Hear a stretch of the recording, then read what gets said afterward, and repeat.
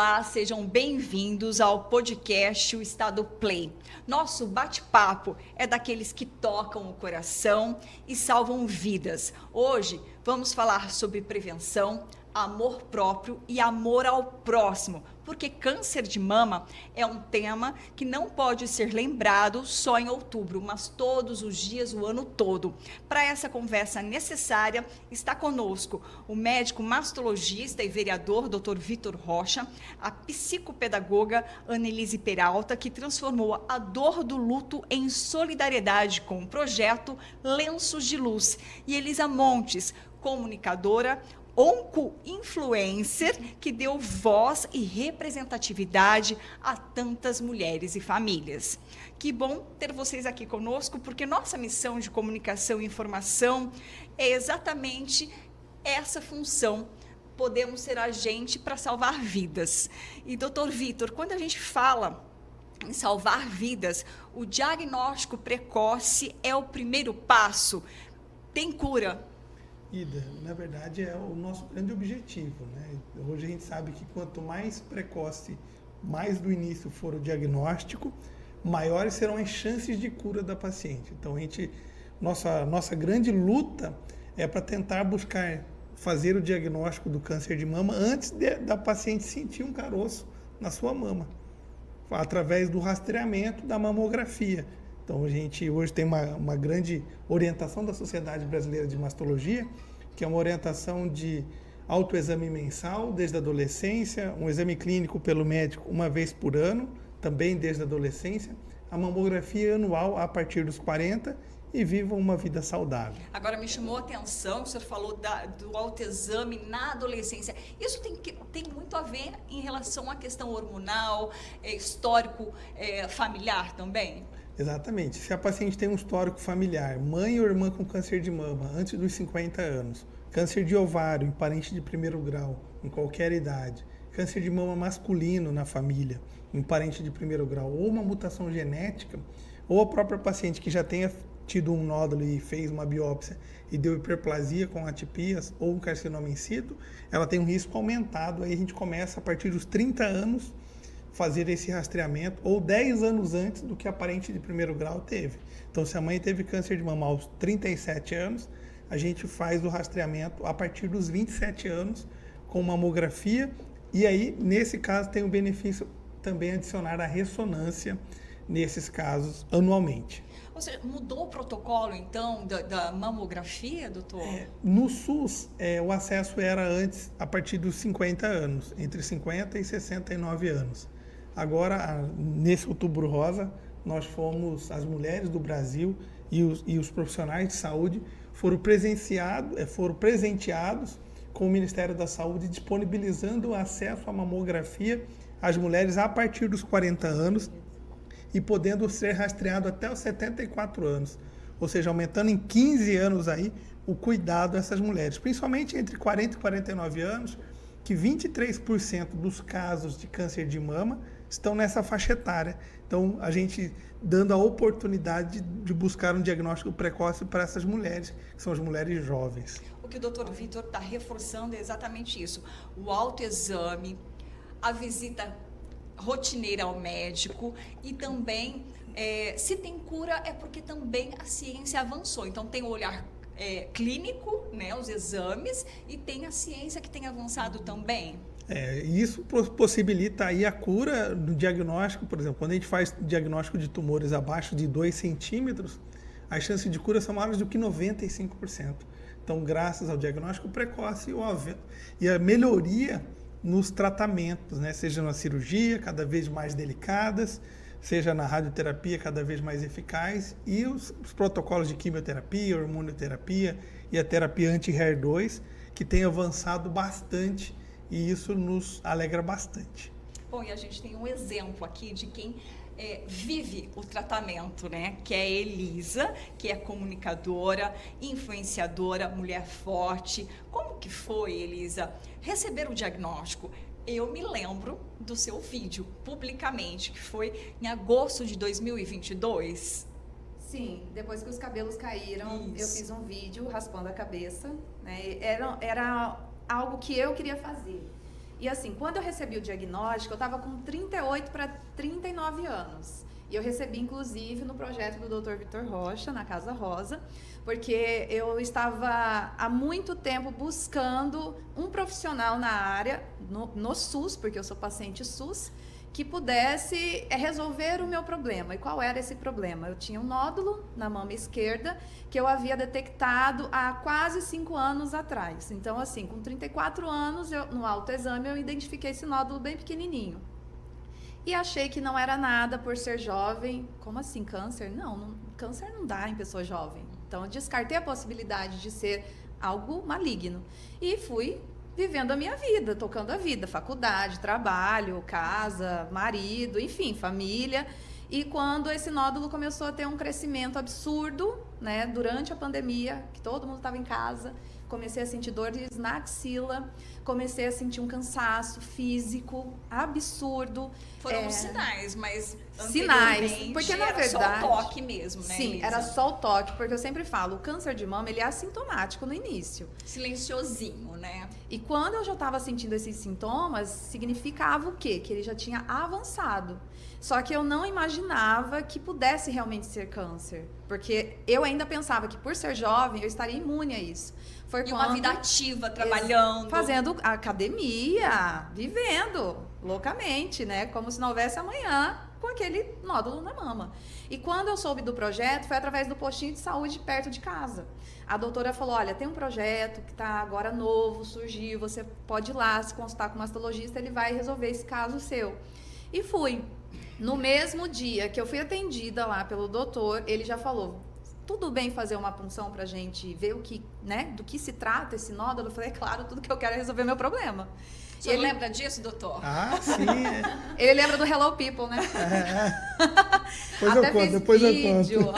Até fiz o vídeo com ele para poder orientar as mulheres que tinham esse projeto, porque é SUS, então é para todas. O acesso é para todo mundo, né? Exatamente. Estava tendo acesso, amém, né? E eu estava toda contente. E depois de 2 semanas eu retornei com o exame já em mãos e o doutor falou, olha, deu uma alteraçãozinha aqui. Aí eu já fiquei preocupada, mas ele falou, não, calma, vamos fazer uma biópsia pra gente descartar qualquer possibilidade, né? Pra você se cuidar. Eu falei, tá. Foi aí que você já ficou com aquela pulguinha, Fiquei. né? Eu cheguei em casa já, tô com câncer. Aquela coisa assim na cabeça, tô com câncer. Mas aí aí esperei uma semana. Uma semana já saiu minha biópsia, o resultado. Em uma semana. E assim, eu vou falar como mulher também. A gente já vai para um exame já Tremendo, apreensiva, né? É natural, né, Elisa? E quando eu recebi o diagnóstico do câncer de mama através do doutor Vitor, eu tava com meu marido, né? Porque você não recebe um exame, né? Não abre um exame de biópsia sozinha, até porque você não sabe o que vai dar lá, né? Então ele me falou, olha, vai com alguém, né? Com seu esposo. A rede de apoio, né? Exatamente. Emocional, inclusive. E eu estranhei porque ele ia atendendo as pessoas e eu meio que ia ficando. Eu falei, acho que é algum sinal. E a gente já fica com aquilo na cabeça, né?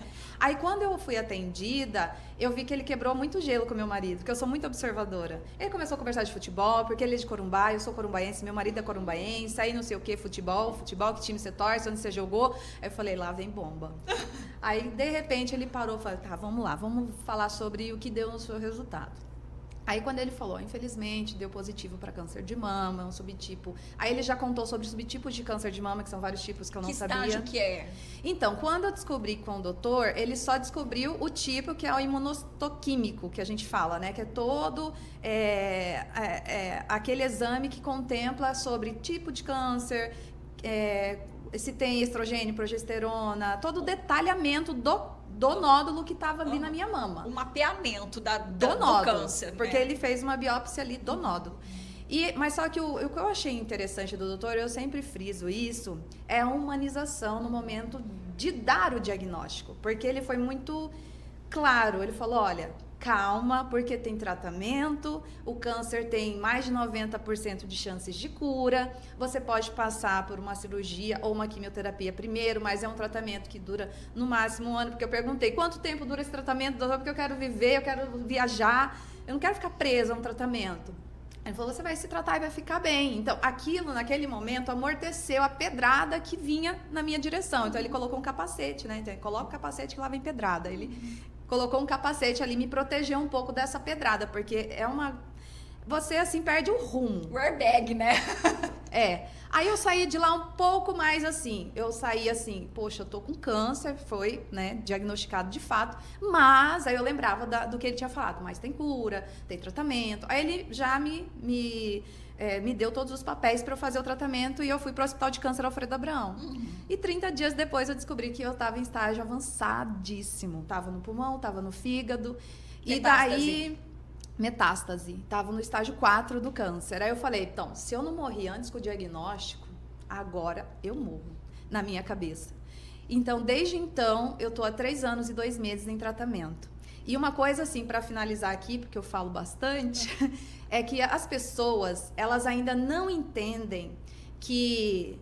E eu acho que até gera um certo desconforto de entender... Pessoas como eu, que trata um câncer avançado, porque no meu caso eu sou paciente paliativa, não tem cura, porque eu já descobri em estágio muito avançado, mas tem tratamento para controlar a doença. Tem que ir mudando o medicamento, né? Isso, exato. Eu já estou no segunda linha. Na medicina, é como se a gente tivesse uma infecção, aquele antibiótico não está funcionando e você vai mudando. É isso, doutor?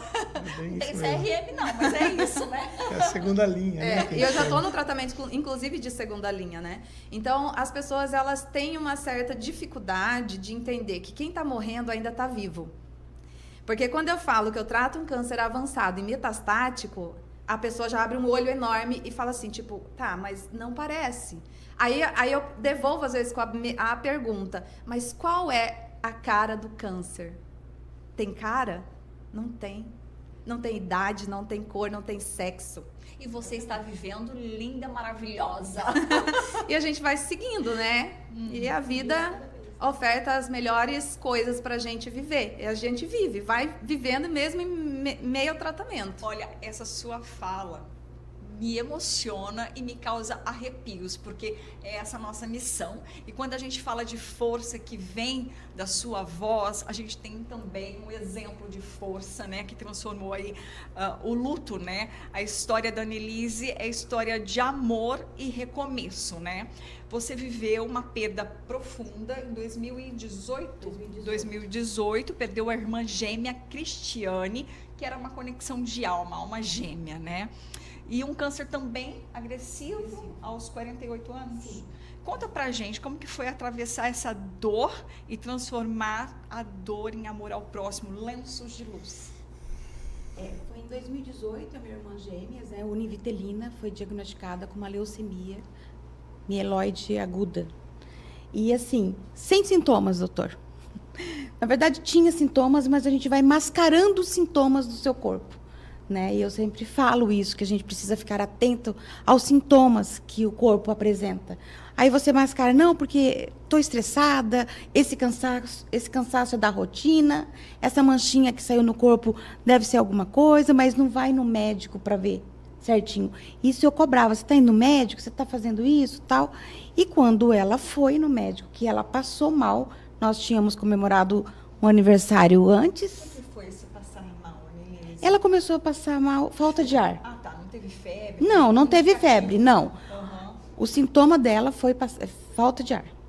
E saiu manchinhas no corpo. Uma semana antes ela estava em casa, a gente estava tomando sol e tal. E eu vi umas manchinhas na perna dela. Eu falei, o que são essas manchinhas? Umas pintas roxas. Não, eu acho que eu bati, mas eu acho que ela mesma falava assim. Não, aí foi espalhando. Eu falei, não tá normal. Você está sentindo mais alguma coisa?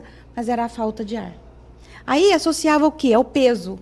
Ah, porque eu devo estar pesada, não estou dando tempo de fazer exercício. Foi associando. Quando ela foi fazer o exame, quando ela passou mal, o marido dela levou ela para o médico, para o hospital, aí viu uma anemia muito forte.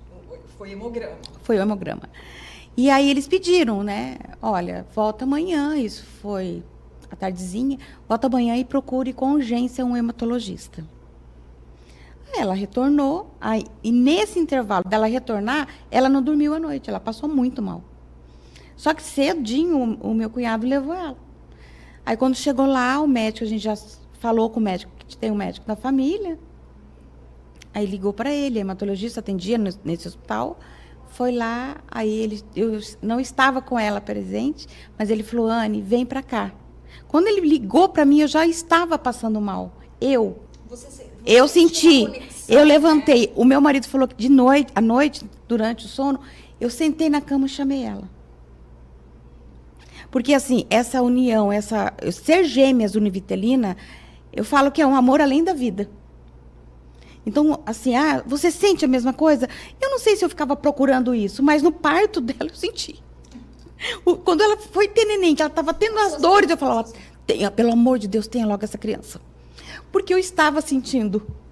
E ela a mesma coisa, a gente era muito ligada, muito, muito. Anne, e do diagnóstico até o óbito, quanto tempo? 26 dias. Muito rápido. Muito rápido. Foi assim, quando o doutor me chamou, né, ele conversou conosco, comigo, com meu cunhado, e falou assim, corra contra o tempo. Vocês precisam, nós vamos precisar de sangue, de plaquetas, então E aí vocês... já começou a sua missão, Não, mas aí inclusive, de campanha.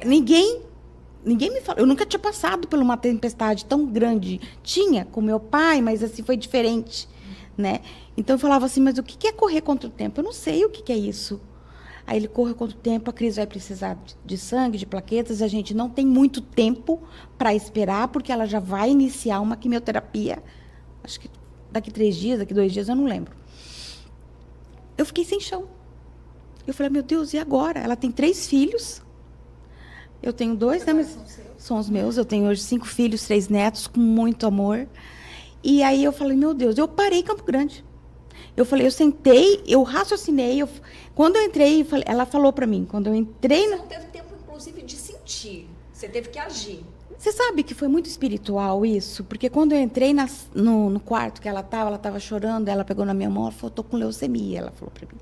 Eu falei, e eu senti, isso eu falo com certeza absoluta, eu senti, parece um escudo em mim, assim, que Deus fala, vai firme, segura na mão de Deus e segue, fica firme, porque ela vai precisar de você. Seu E eu falei... era por 2, então. E eu falei para ela, eu falei, você tem eu. A gente vai conseguir. Emociono. Como não? Aí o médico falou, vai dar. Eu fiz a maior campanha que teve. Em junho, no frio, não sei, né, doutor, que em junho as pessoas parecem que têm um receio de fazer a doação de sangue, parece que vai doer. Mas foi a maior campanha que teve no Hemosul em 30 anos. Eu parei em Campo Grande. mobilizou. Eu mobilizei. Eu parei por tudo por ela. Eu falei, meu Deus, eu preciso disso. Eu preciso salvar a minha irmã, independente de eu ser univitelina. Né? E eu estava fazendo todos os exames. Tomei muitas injeções de corticoide. Acho que até agora no corpo, porque não emagreceu, né? E aí, fiz, eu e meu irmão, na época, vivo, né? E aí nós fizemos, só que quando chegou o resultado, ela já tinha ido para o céu. Independente de chegar o resultado, ela tinha que estar bem para poder estar recebendo esse transplante, né? Bom, enfim, quando eu fiz essa campanha, né, muito grande, todo mundo, o pessoal do Hemosul falava, Anne, não manda mais ninguém. Olha isso. Fantástico, né, doutor? Não manda, porque vai estragar. Eu falava assim, distribui para os outros municípios. Eu não sei como funcionava isso. Atende, né? Bom, enfim, e eu passava na frente do Hemosul e via aquela fila, aquilo lá me arrepiava. E um dia eu desci e falei assim, para quem que a senhora vai doar sangue? No meio, assim, da quadra. Falei, não sei, para uma tal de Cris Peralta. E aí eu arrepiava, porque são pessoas que me abraçaram sem me conhecer, no momento mais difícil da minha vida. E aquilo lá, eu abraçava as pessoas também, e elas não entendiam, mas eu não queria falar que era para minha irmã ali, porque senão eu ia desabar. E aí foi que ela... Um dia antes eu fui lá no hospital, o doutor falou, tá subindo a plaqueta, porque não subia, não trabalhava, a medula não conseguia, né? O organismo começou a Sim, reagir. e aí eu fui lá, e eu falei para ela assim, amanhã a senhora vai sair daqui, pra gente contar todos os bafões que tá acontecendo aqui. A gente sempre falava isso, brincava, tudo. Mas ali foi a primeira vez que eu senti um arrepio muito forte, uma coisa muito de Deus, assim. Eu fechei o olho, eu nunca tinha chorado dentro do leito dela. Eu saí para fora e eu não aguentei. Eu vi que era ali, foi a despedida. E eu vi, assim, ela me olhando, sabe? Mas, assim, eu falei, gente, eu não posso parar, eu tenho a minha mãe, que a dor dela é a maior, né? E tem os filhos que tinham acabado de perder o pai. Olha isso. Eu falei, meu Deus, e agora? Né? E agora?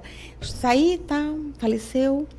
Logo depois que ela faleceu, eu fui para dar uma entrevista no hospital regional, que eu acho que foi ali que mais pegaram sangue.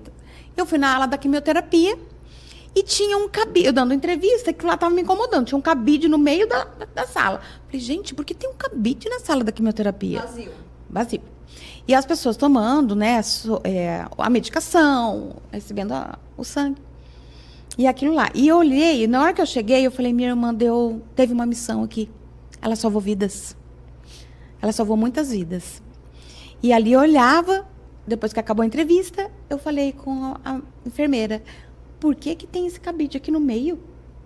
Ela falou assim, não, porque às vezes as pessoas vêm, levam um lencinho, traz um bonezinho, e as pessoas pegam, tal. Eu saí com aquilo lá e eu falava, gente, eu preciso fazer alguma coisa. A minha irmã salvou vidas, eu vou cuidar de vidas. Eu vou fazer um projeto. Isso era 20 dias do meu luto. Eu falei, eu vou reunir minhas amigas mais próximas e as amigas dela, porque tudo era junto, e eu vou conversar. E quando eu chamei as meninas mais próximas, minha e dela, elas foram contra. Não. Agora não. Você está em luto. Como você vai fazer isso? Você também precisa. Você precisa se cuidar. Estava tudo muito em cima de mim, porque eu ser gêmeos, eu tinha que tomar cuidado com tudo que aparecia em mim, né? Eu falei, não, agora é a hora. Eu preciso fazer isso. Não é que eu estou trocando o meu luto por uma luta, não, mas eu preciso fazer isso. Para mim. Para mim. Faz sentido para você se eu disser que tantas pessoas que você não conhecia te abraçou, você conseguiu mobilizar para todo mundo esticar o bracinho ali para coleta de sangue. Hoje você está retribuindo o abraço. É o seu remedinho? Eu costumo dizer que quem doa também recebe. Com certeza, isso, é o meu remédio, é o que me fortalece, é a presença da minha irmã todos os dias comigo. Você sente? Muito? Nossa, quando eu faço alguma coisa, eu já sinto que ela está puxando meu cabelo. Agora me conta, e esse abraço que a gente está falando é um abraço físico É um abraço físico, porque assim... Esse que você trouxe. Então, a gente entra com esse carrinho nos hospitais, né? Que nós temos grandes parceiros aqui, que é a Santa Casa, a KCMs, Hospital Regional e algumas clínicas.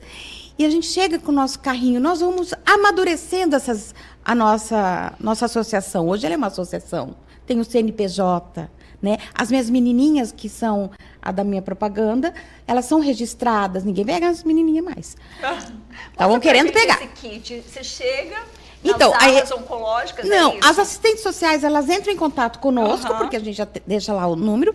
Quantos pacientes está internado? Lá, vamos supor, lá na casa. Ah, tem 10 homens aqui, 3 mulheres. Olha a atenção para esses homens que não cuidam, né? E mesmo fazem. Saúde masculina. Aí o que a gente entrega para essas pacientes? A gente entrega um encosto de cabeça, porque às vezes o catéter está aqui, às vezes a pessoa vai embora porque faz... Né? Para as mulheres vai um encosto de cabeça, aí a gente entrega uma necessairezinha para colocar suas coisas pessoais. Muitas vezes eu chego lá e vejo eles no saquinho, com um documento, sabe? Então eu falei, não, eu acho que eu preciso fazer alguma coisa. Eu já coloquei a nossa logo, porque hoje a gente tem um patrocínio, graças a Deus, né? Que é, falar, né? Do Sicredi, que nos ajudou bastante, porque é um fundo social maravilhoso, né? Então, nos ajuda, porque estava saindo muito do bolso da gente, estava ficando caro. Abraçando. A gente entrega. Tem a bolsinha térmica rosa, mas acabou. Nós vamos comprar mais. Esse aqui é a bolsinha dos homens que a gente entrega. Bolsinha térmica, às vezes está com dor né, nas articulações. Elisa, isso faz tudo. a diferença. Você que é uma paciente, né? Faz toda a diferença. Eu fico imaginando. E para os homens, vai esse aqui. Os bonés, as toucas. Né? É o cuidado, porque a gente está num momento tão fragilizado, precisando de acolhimento. Aí quando chega alguém com um projeto... É assim, te abraçado, mas você também recebe muito amor. Né? Muito amor. Eu acho tão lindo isso aqui, gente. Não é, doutor? Muito. Então, aí dos meninos, assim, é azulzinho, né? Nós fizemos assim. Então, são kits de luz. Eu falo que são kits de luz, independente de qualquer religião. A gente entrega o Espírito Santo para essa pessoa. E a gente fala, continue sendo forte e corajosa.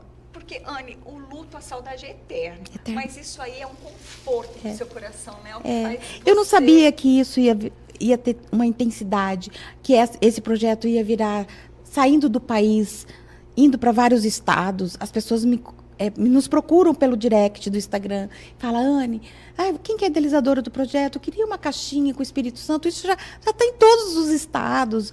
Foi para a Itália, foi para a Espanha. Eu falo, gente, olha a importância de você ser uma rede de apoio. E principalmente para a criança que não sabe da gravidade, né, doutor? Quem sabe da gravidade da situação são os pais, são os responsáveis. Então, quando a gente chega lá com esse kit e chega com uma caixinha que vem o Espírito Santo para essa família, porque a gente entrega para a família, é maravilhoso. Ó, você não está sozinho, nós estamos aqui com você. Qualquer coisa, estamos à disposição. Isso me faz tão bem, sabe? Eu achei que seria só no meu luto, mas não, está até hoje. Né? Então, a gente vai amadurecendo as ideias, a gente vai organizando as coisas com as meninas. E elas são... Parabéns, porque você para a sua vida, a sua atividade para salvar, para levar um acolhimento. Eu penso o tempo todo nisso, o tempo todo que eu posso fazer. E falando de missão, cada um aqui tem sua missão, a gente não pode deixar de falar da sua missão, porque a medicina, doutor, é um sacerdócio. O que é a Casa Rosa para o senhor, que já é um projeto que já está consolidado, vai fazer aniversário agora de 4 anos, né? Como que surgiu? É um acolhimento em relação à saúde pública com dignidade a essas pacientes?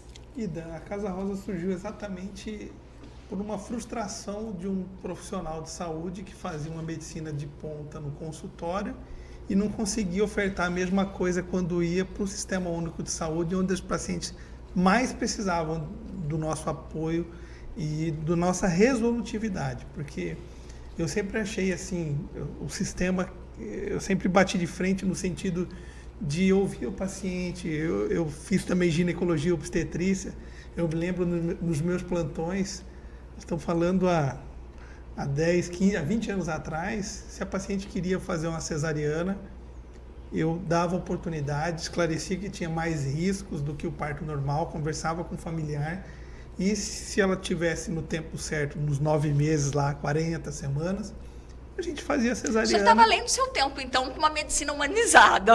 Porque eu acho que o paciente ela tem que se envolver no seu tratamento, o médico tem que esclarecer e tomar uma conduta compartilhada. Você precisa do aceite. Primeiro você explica, olha, o caminho é esse. E a gente está aqui para te ajudar. E a gente pode ajudar dessa forma.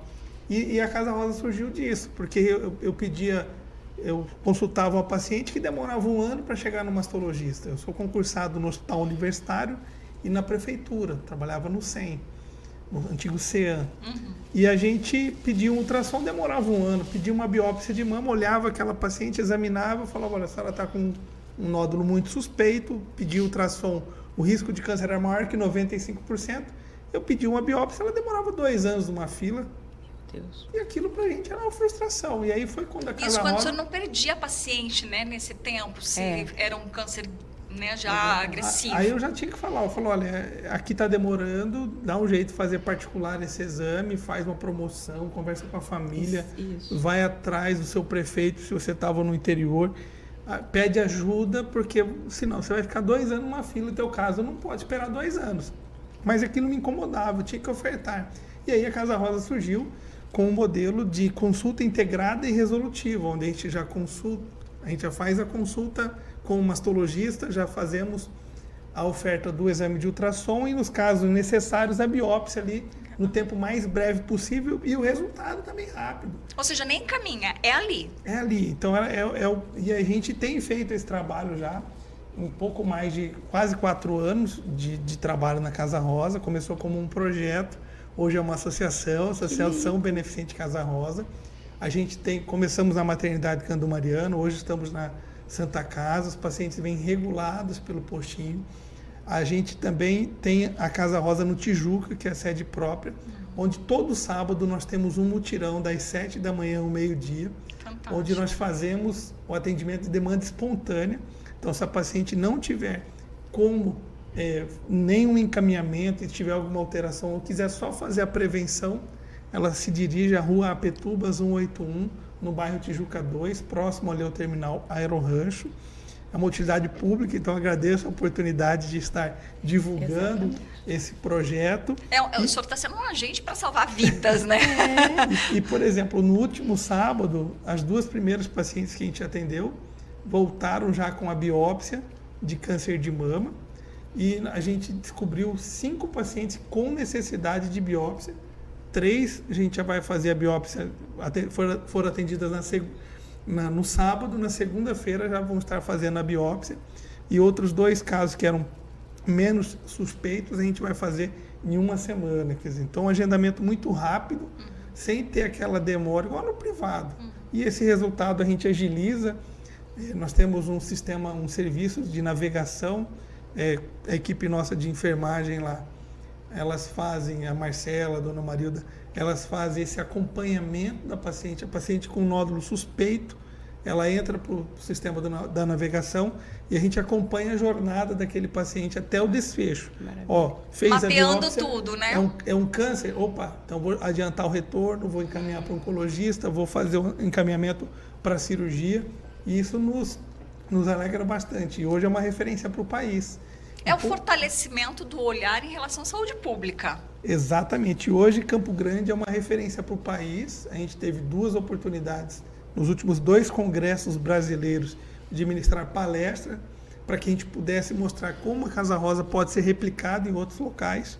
Então, isso é muito interessante. Ser referência é fantástico. E nós já fizemos mais de 12 mil consultas médicas com especialista em quase 4 anos. E diagnosticamos 230 casos, já mais 2, então 232 casos de câncer de mama em menos de 4 anos. E tudo de maneira ágil, encaminhando essas pacientes. Eu te falo, vai entrar no trilho para poder chegar ao nosso destino, que é o tratamento, e depois a cura, e depois, ou se não for possível curar, pelo menos você vai estar no tratamento para ter uma qualidade de vida e viver que nem as outras mulheres têm. A gente tem um exemplo, a Elisa, maravilhosa. Então Doutora, uma curiosidade, né? A gente está pontuando esse nosso bate-papo no mês de outubro, que tem a campanha, que é só um alerta. Mas qual que é a sua observação em relação a essa demanda, né, espontânea? Acontece mais no mês de outubro ou a missão da campanha outubro está ecoando nos outros meses? Tem sido uma crescente. A gente tem acompanhado, por exemplo, imagina um sábado de maneira despretensiosa, que um serviço abre a porta para a comunidade e já faz diagnóstico de 2 casos de câncer de mama, mais 5 casos suspeitos. Quer dizer, imagina, estamos comparando um serviço como no Hospital das Clínicas, lá da USP em Ribeirão, onde eu fiz residência. Quer dizer, era um serviço onde a gente atendia quase 100 mulheres num dia de atendimento. E isso foi o que aconteceu no último mutirão. E melhor, né? Demanda espontânea. Está vindo gente de outras cidades, São Gabriel do Oeste, Araguari, Corumbá, Três Lagoas, Cacilândia.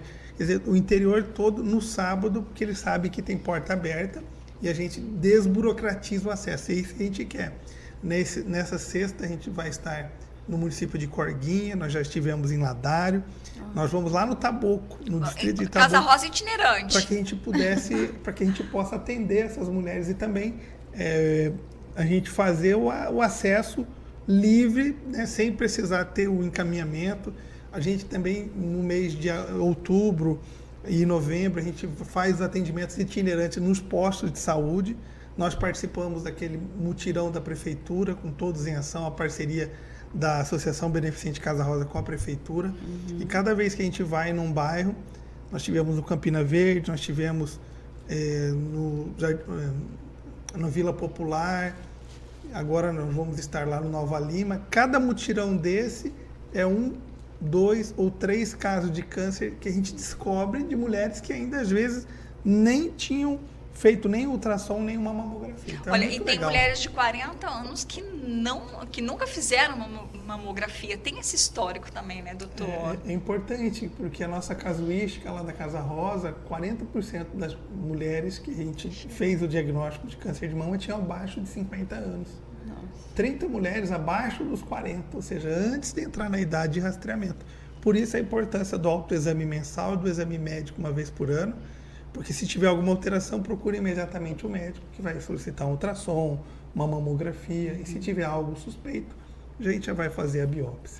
É o acesso da saúde pública para toda a população. Elisa, você é paciente SUS, né? Sou paciente SUS, muito orgulho, e falo que o SUS, ele é muito bom, porque eu não teria condições de pagar o tratamento que eu faço hoje. Para você ter uma ideia, eu tomo uma medicação que cada ciclo que eu preciso a cada 3 semanas tomar custa R$40 mil. Então, a gente está falando aqui sobre equidade nesse tratamento. Às vezes, a gente vê um tratamento particular com muito mais referência, protocolos e etc. E a gente quer ter essa equidade também no SUS. Muitas vezes a gente precisa entrar, às vezes, na justiça, né? Para poder ter acesso a medicações de segunda, terceira, quarta linha, como é o meu caso como paciente metastática. E falando ainda em equidade, a gente tem uma questão a nível Brasil. O Brasil é um país muito grande, né? Muito grande.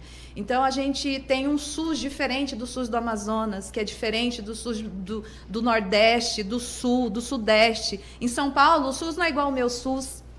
Mas a gente tem aqui, por exemplo, no nosso SUS do Mato Grosso do Sul, um projeto como Casa Rosa, que poderia ser referência no Brasil inteiro. E é referência, né? O pessoal já está de olho, né, doutora?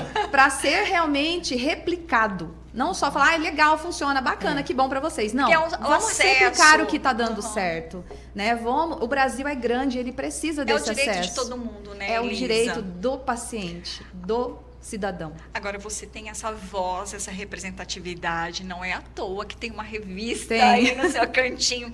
Você postou sobre os seus 3 anos completos? Sim, 3 anos e 2 meses já. 3 anos e 2 Tratando. meses tratando. Me chamou a atenção uma frase: o câncer nunca nos definirá. O que significa isso para você? Desculpa. É uma frase que impacta muito, assim, o que eu tenho vivido, porque as pessoas colocam a gente, nós pacientes oncológicos, numa caixinha onde a gente não pode mais nada, onde a gente é um pobre coitado que precisa de pena. O olhar com pena é isso que você está falando? E assim, as pessoas têm que entender que o paciente oncológico é uma pessoa, que a doença é desse tamanho, e a gente é tão grande, cheio de sonhos, de vontade de viver, e a doença não pode ser a protagonista dessa nossa história. Ela faz parte da minha história, mas ela não é a protagonista. E entender que a gente, como ser humano, a gente quer ser ouvido. A gente quer políticas públicas, né, doutor? A gente quer retomar o mercado de trabalho com empresas que abraçam pacientes oncológicos que já concluíram o seu tratamento e querem recomeçar. A gente quer ter uma vida sexual saudável, porque a gente entra na menopausa dependendo do tratamento. Eu entrei na menopausa com 39 anos. Eu tenho muita dificuldade em voltar a ter uma relação sexual saudável. E eu não tenho ninguém para me indicar um caminho. O que eu tenho que fazer agora? Eu não vou poder ter filhos, não vou poder porque retirei os ovários para controlar a doença. Então, falar sobre vida sexual, fertilidade, volta ao mercado de trabalho, isso é você ressignificar o que aconteceu com você. É você retomar a sua vida num novo normal. É você ter dignidade. É você ainda sonhar. É você ainda se ver vivendo. E quando as portas se fecham para a gente nesse sentido, a gente não tem uma escuta, a gente não tem um acolhimento, a gente se sente nada. Aí a gente tem que ir para cima. E você existe nesse contexto, Exatamente, né? Eu existo e eu sou uma das vozes que ecoam nesse mundo, porque eu não sou a única, tem muitas onco-influenciadoras hoje falando sobre isso e trazendo esses temas para debate, porque às vezes é algo, é um silêncio ensurdecedor. Ninguém quer conversar com o paciente oncológico a respeito da vida sexual desse paciente oncológico. E muitas mulheres são abandonadas pelos maridos após o diagnóstico, né, doutor? Ele pode falar muito bem sobre isso. E os maridos que ainda ficam com a gente, que também passam por muitas coisas difíceis, eles perderam a mulher que ele achava que conhecia naquele primeiro momento, porque ela precisa ressignificar toda uma vida. Ela precisa se reabilitar. E a gente, às vezes, precisa dessa força de trabalho dessa equipe que vai trazer essa reabilitação para essa mulher, que não sabe mais como é viver após o câncer. Eu não sei como que eu vou viver na menopausa. Eu não tive o ciclo normal da menopausa. E muito se fala sobre a menopausa após os 50. Ah, é difícil, é isso, calorão, é isso, ressecamento. E é um tema que, assim, era tabu, tá na pauta, né, doutora? Inclusive, as mulheres saudáveis podem fazer reposição hormonal, né? Eu não posso, porque eu trato um câncer hormonal. E assim, a mulher já é uma bomba hormonal, né, doutor? Então aí quando é medicamento que isso interfere, e a natureza, né, feminina também, porque o nosso corpo vai transformando e vem muita surpresa, mesmo assim, sem um quadro clínico, né? Então a gente tem, né, cada fase da vida é uma explosão hormonal. Naturalmente acontece naturalmente. O meu foi assim, eu deitei na mesa de cirurgia, acordei uma jovem senhora. É isso. E eu tenho que saber lidar, porque as pessoas olham só o câncer, o tratamento do câncer, mas eu tenho que lidar com a menopausa, eu tenho que lidar com alguns preconceitos velados em relação à questão profissional. Tem um olhar, e o olhar também, as pessoas acham que vão te encontrar debilitada. Sim. Né? Elas se impactam quando me veem. Falam assim, mas você trata câncer metastático? Eu falo, sim. Aí fica me olhando assim, tipo, mas não, você não tinha que estar numa cama, você não tinha que estar bem magrinha, bem debilitadinha, assim, frágilzinha? E nessa hora, como que é a força? Que você tem que acontecer o tempo todo, né, Elisa? A gente tem que, às vezes, se reafirmar muita coisa. Então, assim, gente, eu trato um câncer metastático, mas hoje a medicina avançou, evoluiu, a gente tem uma sobrevida. A ciência é maravilhosa, né, doutor? A gente tem aí pacientes, a gente fala que somos a geração que estamos sobrevivendo ao câncer e a população não sabe o que fazer com a gente. Porque elas não entendem que hoje a gente está viva, apesar de estar morrendo. É o que eu falei no início. Então, assim, para a medicina, no meu caso, não tem mais cura, tem tratamento para controlar. Se um dia descontrolar, eu vou falar igual o jovem, né? Eu vou de arrasta. Mas ainda estou viva. E eu quero viver. Você tem dificuldade no mercado de trabalho, Elisa? É porque eu sou metastática. Entende? Eu sou metastática. Graças a Deus, ainda tem muita gente que é muito gente boa, que me abre as portas, me dão oportunidades, acreditam no meu trabalho. De primeira, influencer, então nem se fala. Acreditam no meu trabalho, né? E eu vou seguindo e onde as portas vão se abrindo. Vou seguindo o fluxo. Vou seguindo. Quem vai me dando porta aberta, eu vou entrando, eu vou aproveitando. Mas eu fico pensando nas outras que não têm voz como eu, que não têm essa evidência como eu. Sabe? Aquelas mulheres que receberam diagnóstico de câncer de mama, foram abandonadas pelos seus cônjuges, têm filhos pequenos, têm que viver de doação, de rifa. E quando estão curadas do câncer, não tem ninguém para falar assim, olha, a gente tem aqui um projeto para você abraçar aqui você, é meio período. Ou seja, é uma questão social também, não é só saúde, envolve tudo. São várias camadas. A gente tem a camada ali do diagnóstico, né, que a gente precisa, né, que as mulheres façam seus exames e o diagnóstico seja rápido, até mesmo pela cura, né, 95% de chance de cura, se for muito no início. Mas a gente tem o depois, o pós-câncer. Ninguém fala do pós-câncer, gente.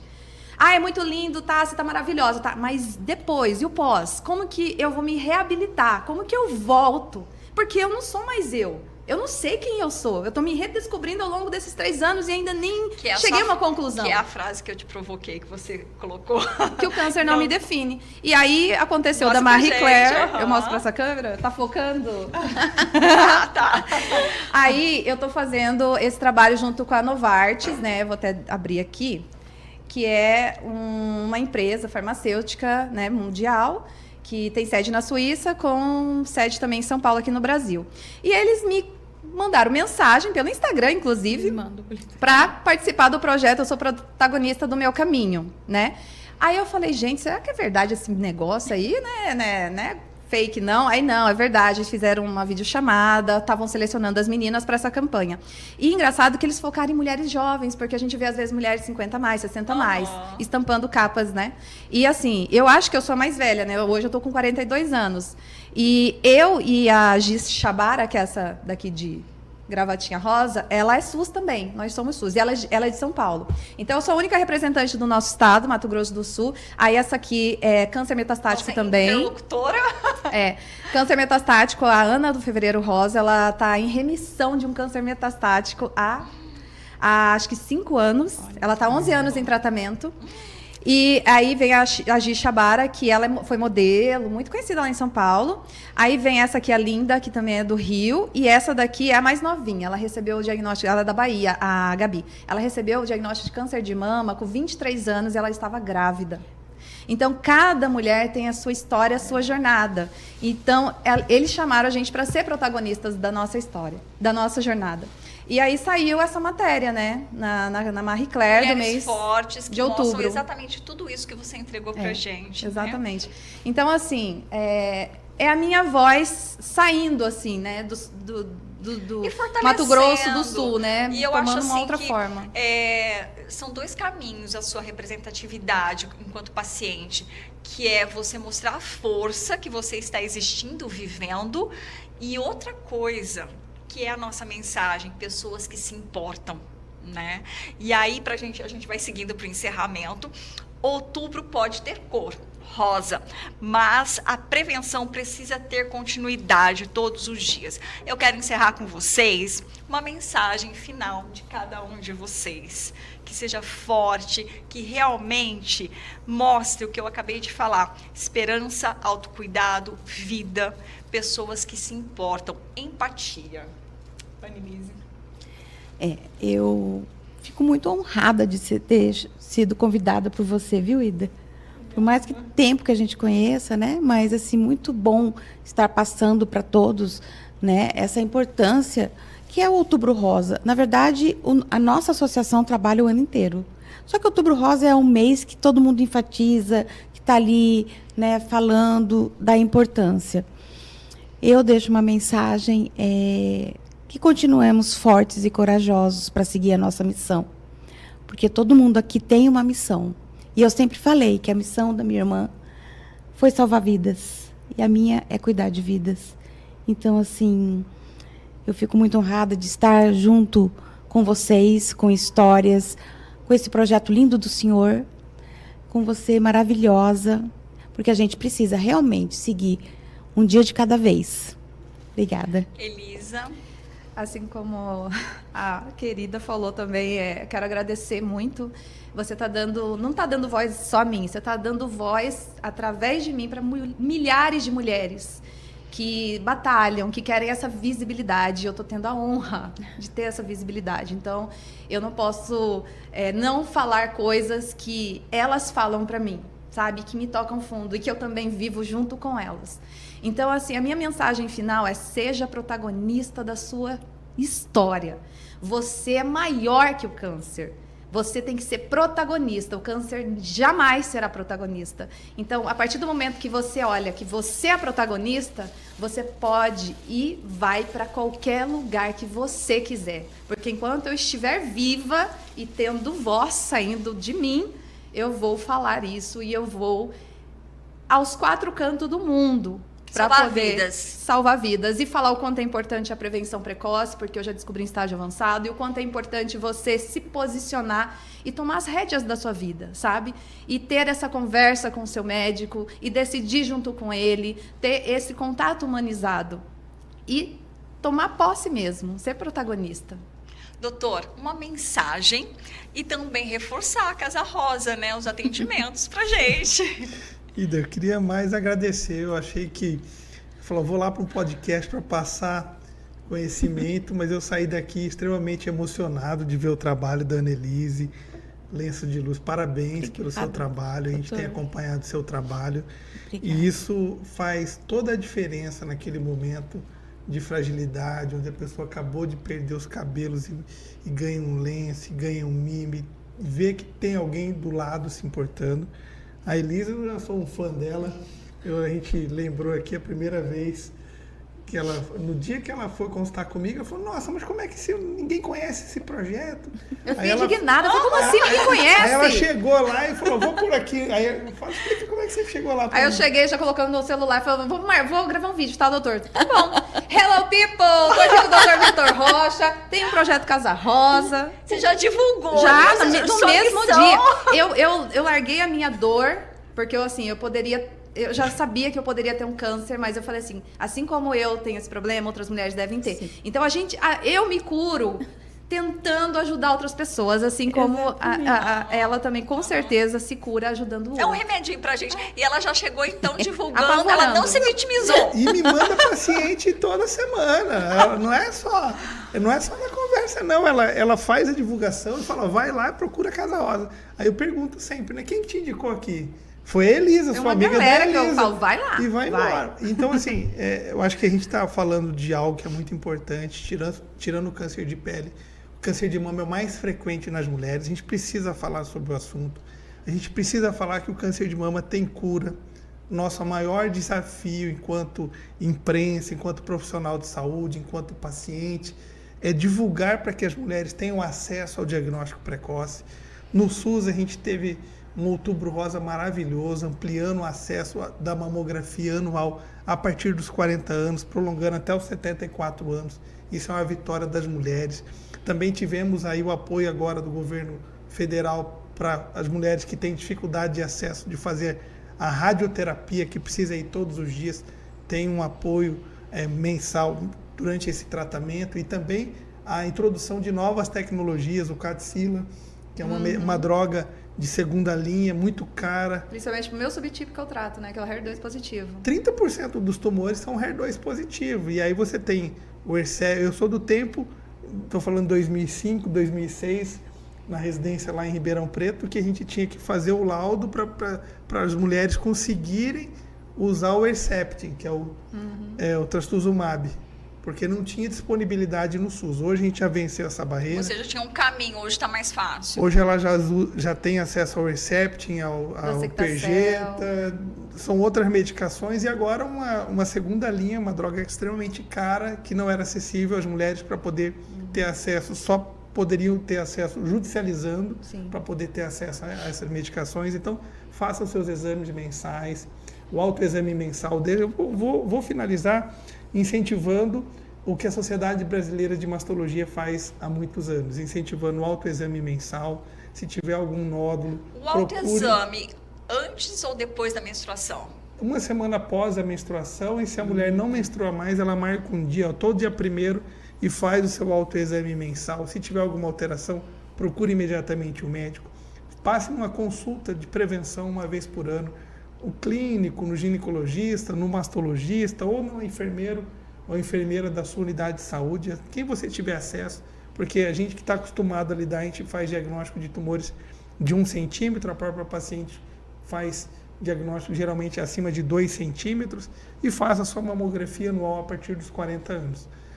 Hoje a gente tem estudo suficiente demonstrando que a mamografia reduz mortalidade pelo câncer de mama em 30% a 40% naquela população que faz o seu exame regularmente. Então, faça a sua mamografia anual a partir dos 40 anos e viva uma vida saudável. A Casa Rosa é uma referência para o país, mas eu acho que mais do que ser uma referência para o país, ela tem que estar de portas abertas para a população.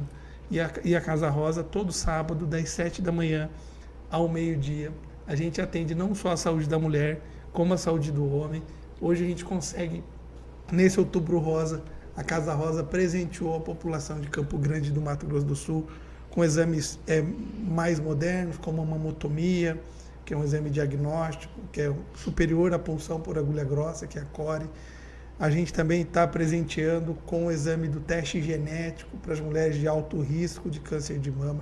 Então, são coisas que a gente está colocando a mastologia no SUS de Campo Grande num outro patamar. Como a gente fala na linguagem do futebol, no outro patamar, quando aquele time está indo muito bem. E é melhor ainda quando a gente contagia os outros serviços. Eu tive com o seu Hamilton, que é o diretor administrativo do Hospital do Câncer, essa semana. Ele falou, eu nem conhecia essa tal de mamotomia, mas eu vi você falando numa entrevista aí, eu já chamei meu diretor técnico, o que é esse tal de mamotomia? Até anotei. E se a Casa Rosa faz, o Hospital do Câncer, que é o maior hospital de câncer do estado, também vai ter que fazer. Falei, então prepara o teste genético, e quem vai ganhar com isso são as nossas mulheres. A concorrência do bem para coisas boas, para quem ganha com isso. É o coletivo, né, doutor? É o coletivo. Gente, obrigada pela participação. Este foi mais um episódio do podcast O Estado Play.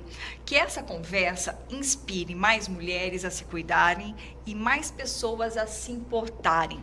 Eu fico por por aqui. Até o próximo episódio. Obrigada.